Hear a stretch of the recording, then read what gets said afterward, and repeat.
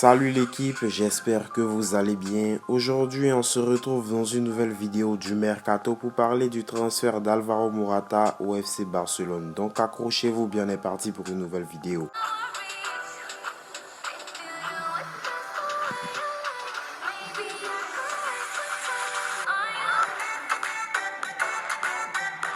Mais l'équipe, avant de commencer cette vidéo, si tu es nouveau sur la chaîne et que tu es également un supporter du FC Barcelone, je t'encourage fortement à t'abonner et activer la cloche de notification.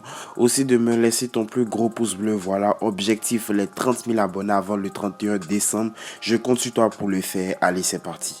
Alors l'équipe, je pense que je n'ai pas besoin de vous faire un dessin pour vous décrire Alvaro Morata. Nous tous ici connaissons Alvaro Morata et si je devais le décrire en une seule phrase, c'est le recordman des buts en hors-jeu tout simplement. Mais en plus de cela, lors de ses précédents passages à l'Atlético de Madrid et à Chelsea, ce ne fut pas une très belle réussite. Hormis son premier passage à la Juventus de Turin qui fut flamboyant. Bref, ce n'est pas un joueur qui est mauvais mais qui rate assez peu et même beaucoup d'occasions et même parfois inscrit beaucoup de buts en hors-jeu tout simplement. Mais en dehors de ces traits-là, ça reste quand même un très bon attaquant. Et comme vous le savez bien, au FC Barcelone, nous sommes à la quête d'un numéro 9. Certes, le Barça a recruté Ferran Torres, mais Xavi réclamerait un autre 9 dont Alvaro Morata. Comme révélé par le journal AS, le Barça aurait des vues sur Alvaro Morata, l'attaquant de la Juventus Turin. Selon les dernières informations de Radio Catalunya, le footballeur de 29 ans serait emballé à l'idée de poursuivre sa carrière du côté du Camp Nou. D'après le média catalan, le Barça aurait trouvé un accord avec l'ancien pensionnaire du Real Madrid. Mais son arrivée de l'autre côté des Pyrénées dépendra de l'évolution des discussions entre les différentes parties prenantes du dossier. Prêté en septembre 2020 par l'Atlético de Madrid à la Juventus Turin et ce jusqu'en juin prochain, Alvaro Morata se trouve encore sous contrat jusqu'en juin 2023 avec les Colchoneros de Diego Simeone. Il n'existerait pour l'heure aucun accord avec la direction du club de la capitale espagnole qui avait déboursé 35 millions d'euros pour s'attacher définitivement les services de l'ex-joueur du Real Madrid. Depuis le début de la saison 2021-2022, les statistiques d'Alvaro Morata sont bien maigres avec seulement 7 buts inscrits en 23 matchs, toutes compétitions confondues. En soi, Alvaro Morata n'est pas un joueur nullement, je me rappelle de son passage réussi dans un premier temps à la Juventus Turin. Selon moi, en termes de qualité, Alvaro Morata est un joueur complet. C'est un joueur capable d'apporter la dernière passe décisive